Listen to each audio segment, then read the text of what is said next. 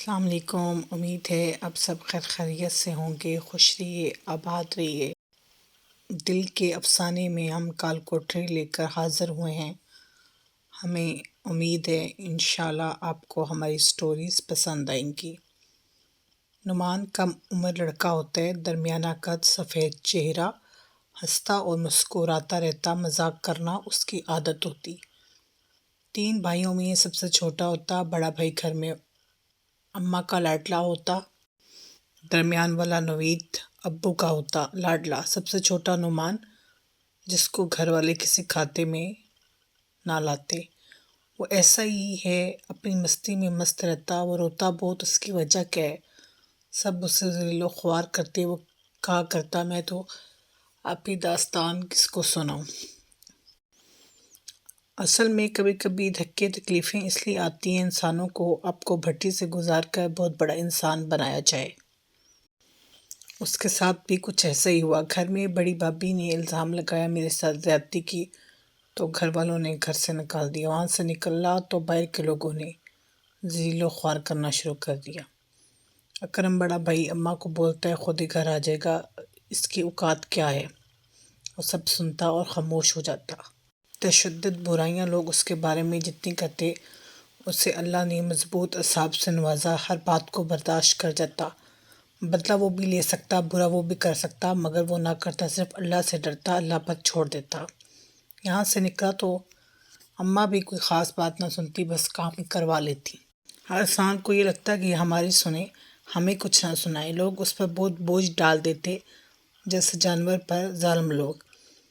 نوید کا سارا فوکس ابو پر ہوتا اور لین دین پر نظر جداد دونوں بھائیوں ایسی ہوتی۔ نعمان کا نہ دل ہوتا نہ ارادہ، وہ ان سب سے مختلف ہوتا۔ گھر سے نکلا تو دوست انعام کے گھر پہنچا۔ انعام کچھ دن رکھا، پھر اسے تکلیف ہونا شروع ہوگی۔ وہاں سے نکلا، 2-3 کیسز بنا کر جیل میں ڈال دیا گیا۔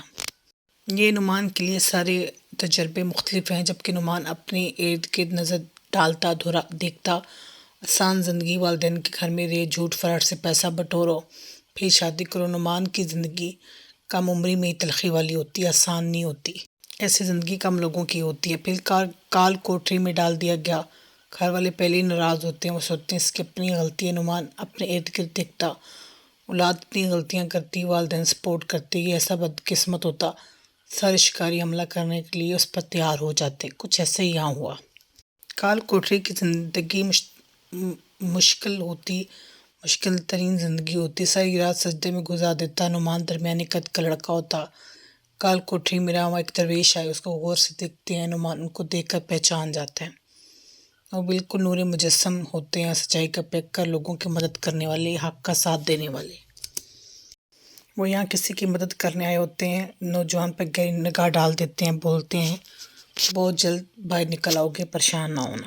کافی وقت جیل میں رہا، والدہ کو بے چینی ہوئی، بڑے بیٹے سے کہتی ہے اسے مل لاؤ، کیسز کیا ہیں؟ مال لوٹ لیا، ہماری عزت لوٹی، یہ کیسز بنا دیے گئے۔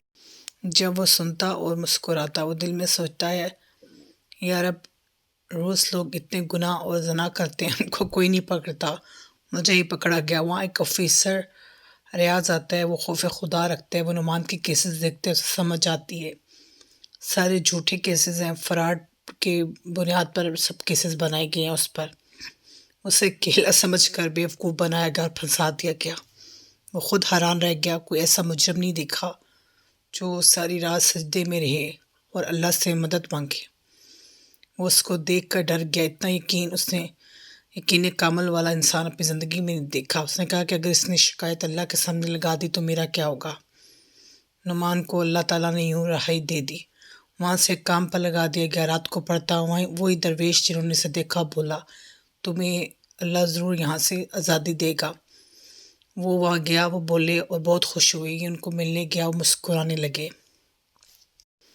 اے نوجوان، تم اس ملک کے وزیر بنو گے، لوگوں کی مدد کرو گے، برائی کے خلاف کھڑے ہو جاؤ گے۔